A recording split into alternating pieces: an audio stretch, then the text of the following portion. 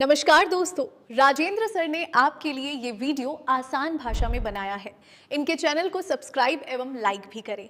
न जाने कब से बंद एक दिन इस तरह खुला घर का दरवाजा, वाह जैसे गर्द से ढकी एक पुरानी किताब। वाह। कुंवर नारायण के इन शब्दों के साथ आज हम ऐसी ही एक किताब खोलने जा रहे हैं जो हमें उनकी दुनिया में ले जाएगी। बिल्कुल। तो आज का हमारा मकसद है कुंवर नारायण की दो कविताओं को समझना, कविता के बहाने और बात सीधी थी पर। और इनके जरिए हम एक बहुत ही, मुझे लगता है, जरूरी सवाल को समझने की कोशिश करेंगे। हाँ, कि रचनात्मकता की कोई सीमा नहीं होती, पर उसे जाहिर करने वाली जो भाषा है उसकी अपनी सीमाएं होती हैं। इस खींचतान से एक कलाकार या कोई भी इंसान कैसे जूझता है। और ये सिर्फ एक कलाकार का सवाल नहीं है, ये हम सबका सवाल है। सही बात है, हम सबके पास कहने के लिए कोई सीधी सच्ची बात होती है, पर उसे दुनिया के सामने रखते रखते हम अक्सर उसे उलझा देते हैं।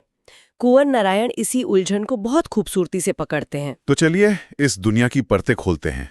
हमारे पास जो सामग्री है वो उनके जीवन और इन्हीं दो कविताओं का एक गहरा विश्लेषण है। शुरू करते हैं। तो सबसे पहले ये समझना जरूरी है कि हम किस शख्स की बात कर रहे हैं। कुंवर नारायण, जन्म 1927, उत्तर प्रदेश में। उन्होंने 1950s के आसपास लिखना शुरू किया, मतलब आजादी के ठीक बाद का दौर। हाँ, जब देश खुद को एक नए सिरे से गढ़ रहा था। उनकी कुछ खास रचनाओं में चक्रव्यूह, परिवेश, हम तुम, अपने सामने और इन दिनों जैसे काव्य संग्रह आते हैं। और उनका प्रबंध काव्य आत्मजयी, उसे तो नहीं भूल सकते। बिल्कुल नहीं। उसने तो उन्हें हिंदी साहित्य में एक अलग ही पहचान दी। पर वो सिर्फ कविता तक ही सीमित नहीं रहे। उन्होंने आकारों के आसपास नाम से कहानियां भी लिखी, समीक्षा भी लिखी। मतलब वो भाषा और विचार के हर रूप को खोजना चाहते थे। एकदम। इसीलिए उन्हें साहित्य अकादमी से लेकर भारत का जो सबसे बड़ा साहित्यिक सम्मान है, ज्ञानपीठ पुरस्कार, वहां तक से नवाजा गया। ये तो हुई उनके काम की एक लिस्ट, पर उनके लेखन का अंदाज कैसा था? मेरा मतलब है, जब कोई उनकी कविता पढ़ता है तो उसे कैसा महसूस होता है? ये बहुत अच्छा सवाल है और यहीं पर वो अपने समय के दूसरे कवियों से अलग हो जाते हैं। हमारे सोर्स में आलोचकों की राय का जिक्र है। हाँ, वो काफी दिलचस्प है। आलोचक मानते थे कि उनकी कविता में शोर शराबा नहीं है, न तो व्यर्थ का उलझाव है, मतलब बेवजह की कॉम्प्लेक्सिटी नहीं है, और ना ही अखबारी सतहीपन। हाँ, यानी सिर्फ हेडलाइन वाली बातें कहकर निकल जाना, वो ऐसा नहीं करते थे। तो न तो वो इतना मुश्किल लिखते थे कि समझ ही ना आए, और ना ही इतना हल्का कि पढ़ने के बाद कुछ सोचने को ही न बचे। एक तरह का बैलेंस था। बिल्कुल सही। उनकी भाषा में एक संयम है, एक परिष्कार और एक साफ सुथरापन है। वो बहुत बड़ी बात भी बहुत शांत और ठहरे हुए अंदाज में कहते थे। उनकी कविताओं में आपको सीधी घोषणाएं या फैसले नहीं मिलेंगे। कभी नहीं। वो कभी नहीं बताएंगे कि क्या सही है और क्या गलत। इसके बजाय वो आपके सामने एक स्थिति रख देंगे और आपको सोचने पर मजबूर कर देंगे। लेकिन क्या हर समय सवाल खड़े करना पाठक को थका नहीं सकता? कभी कभी तो हम साहित्य में सुकून या जवाब ढूंढने आते हैं। अच्छा सवाल है। पर दरअसल उनके सवाल आपको बेचैन करने के लिए नहीं है। सोर्स में कहा गया है कि संशय, संभ्रम, प्रश्नवाचकता, ये उनकी कविता के बीच शब्द हैं। बीच शब्द? हाँ, मतलब उनका मानना था कि दुनिया उतनी सीधी नहीं है जितनी दिखती है। तो उनके सवाल दरअसल उस दुनिया की परतों को खोलने की एक कोशिश है। उनकी नजर एक तटस्थ वीतराग दृष्टि वाली है। ये थोड़ा भारी शब्द है, इसका क्या मतलब हुआ? आसान भाषा में कहें तो उनका देखने का अंदाज बिल्कुल न्यूट्रल था। वो किसी का पक्ष लिए बिना एक बाहरी दर्शक की तरह हालात को देखते थे। अच्छा। जैसे कोई संवेदनशील इंसान आज की दुनिया में हो रही हिंसा और नफरत को देखकर अंदर से हिल जाता है, लेकिन उस पर चीखने चिल्लाने के बजाय शांति से उस उथल-पुथल को शब्दों में ढालता है। वही कुंवर नारायण थे। वही कुंवर नारायण थे। तो ये तो हुए कुंवर नारायण, एक ऐसा कवि जो शोर शराबे से दूर साफ और गहरी बात करता है। अब आते हैं उनकी पहली कविता पर, कविता के बहाने। है जहाँ हर चीज की उपयोगिता नापी जाती है। क्या ये कविता को खा जाएगा? और इस सवाल का जवाब देने के लिए वो कविता की तुलना 3 अलग अलग चीजों से करते हैं। एक केस बना रहे हैं एक तरह से। हाँ, एक यात्रा की तरह है ये, जो चिड़िया से शुरू होती है। बिल्कुल। वो कहते हैं कविता एक उड़ान है चिड़िया के बहाने। दोनों में समानता है, दोनों उड़ते हैं, लेकिन यहीं पर वो एक सीमा भी खींच लेते हैं कि चिड़िया की उड़ान की एक हद है। हाँ, वो इस घर से उस घर या आंगन से छत तक जाएगी, उसकी एक रेंज है। लेकिन जब कविता कल्पना के पंख लगाकर उड़ती है तो उसकी कोई रेंज नहीं होती। वो आज से 1000 साल पहले भी जा सकती है और आने वाले कल में भी। इसीलिए वो कहते हैं कविता की उड़ान भला चिड़िया क्या जाने। बहुत सटल तरीके से वो कविता को प्रकृति से ऊपर रख रहे हैं। बिल्कुल। इसके बाद वो दूसरा उदाहरण लेते हैं फूल का। हाँ, कविता एक खिलना है फूलों के बहाने। फूल भी खिलता है, अपनी खुशबू से सबको मोह लेता है। कविता भी अपने भाव और अर्थ से पाठक के मन में खिलती है। लेकिन फिर वही बात, सीमा की। फूल आज खिला है तो कल मुरझाएगा जरूर। उसकी खूबसूरती और खुशबू दोनों की एक उम्र है। जबकि कविता एक बार खिल गई तो हमेशा के लिए खिल गई। वो कभी नहीं मुरझाती। उसकी खुशबू वक्त के साथ और गहरी होती जाती है। गालिब आज भी उतने ही ताजे हैं जितने अपने समय में थे। एकदम। ये बात भला वो बेबस फूल क्या जाने। तो चिड़िया की उड़ान सीमित है, फूल का जीवन सीमित है। यहां तक तो कवि ने हमें बताया कि कविता क्या नहीं है। अब वो हमें उस जगह ले जाते हैं जहां सारी सीमाएं, सारे नियम टूट जाते हैं। बच्चे के पास। हाँ, कविता एक खेल है बच्चों के बहाने। और यहां आकर कविता की असली ताकत सामने आती है, क्योंकि बच्चों के खेल का कोई नियम नहीं होता, कोई सीमा नहीं होती। जब बच्चे खेलते हैं तो वो अपना पराया, अंदर बाहर, ये घर वो घर सब भूल जाते हैं। बिल्कुल, उनके लिए पूरी दुनिया एक खेल का मैदान है। और कविता की सबसे असरदार पंक्ति यहीं से निकलती है, सब घर एक कर देने के माने बच्चा ही जाने। ये सिर्फ घरों को एक करने की बात नहीं है, है ना? आपने बिल्कुल सही नस पकड़ी। इसका गहरा मतलब यही है कि जहां भी सच्ची रचनात्मक ऊर्जा होती है, वहां सीमाएं अपने आप ढह जाती हैं। चाहे वो घर की दीवार हो, भाषा का बंधन हो, या समय का दायरा हो। बच्चों के सपने असीम होते हैं, उनकी कल्पना की कोई बाउंड्री नहीं होती। कविता भी शब्दों का ठीक वैसा ही एक असीम खेल है। इस खेल में अतीत, वर्तमान, भविष्य सब बस खिलौने बन जाते हैं। तो जो सवाल कविता की शुरुआत में था कि क्या मशीनें कविता को खत्म कर देंगी, उसका जवाब आखिर में ये मिलता है कि नहीं, कभी नहीं। क्योंकि कविता की शक्ति एक बच्चे की कल्पना जितनी मौलिक और असीम है, जिसे कोई मशीन या कोई सीमा कभी नहीं बांध सकती। एकदम सही। वाह!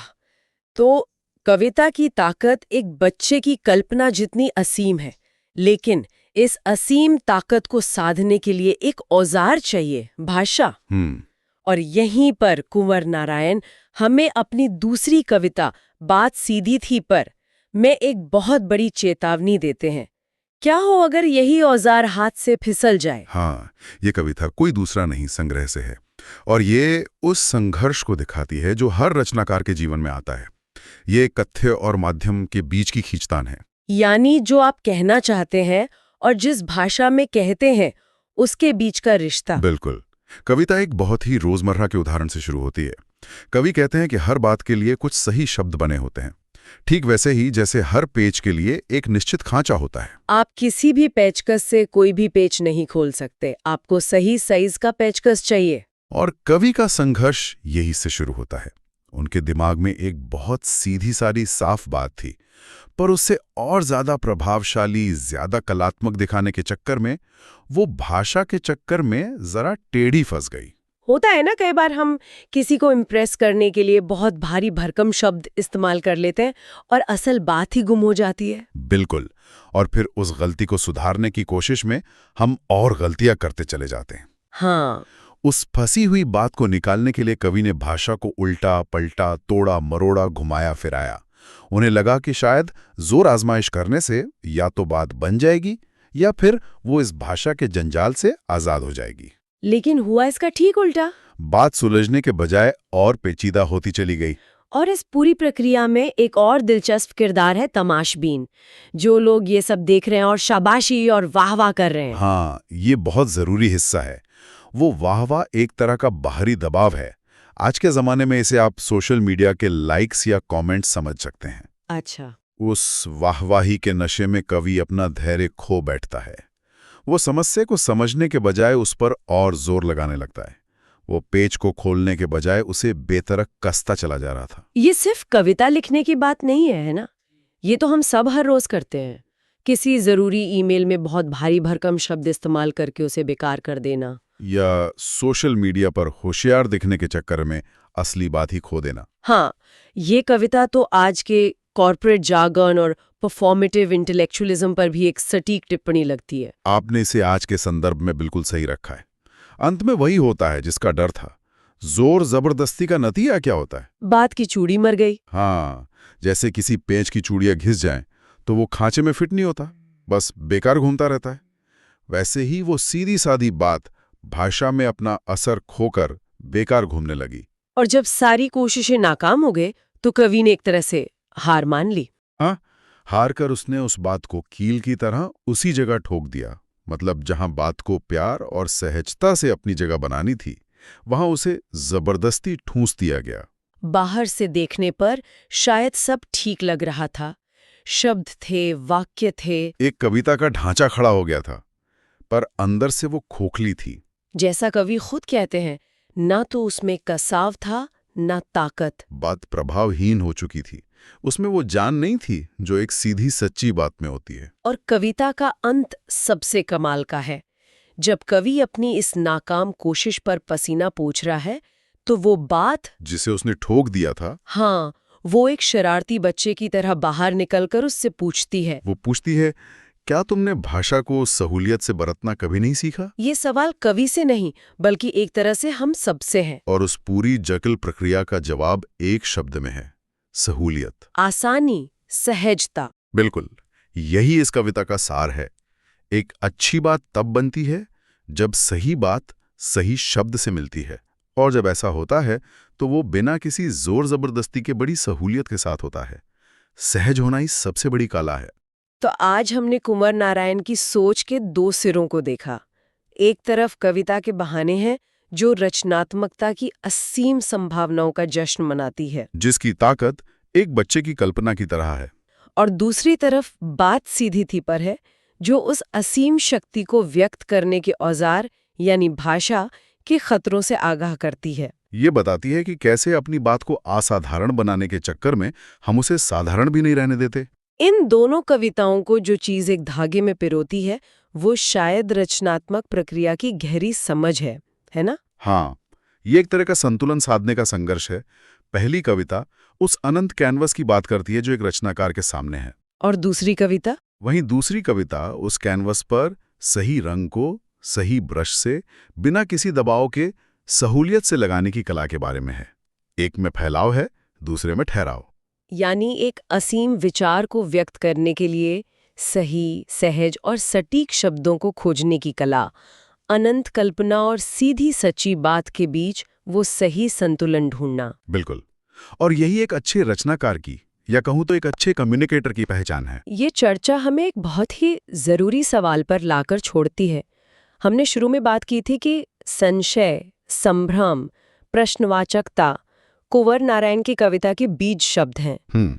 बात सीधी थी पर को ध्यान में रखकर अगर सोचें तो ये सवाल उठता है कि भाषा के साथ ये जो संघर्ष है, ये जो जटिलता है, क्या ये रचनात्मकता का एक जरूरी हिस्सा है? या इस बात का संकेत है कि हम अपनी मूल सीधी बात से संपर्क खो चुके हैं? हाँ, जटिलता कब किसी विचार को गहरा करती है और कब उसे सिर्फ धुंधला कर देती है, ये सोचने वाली बात है।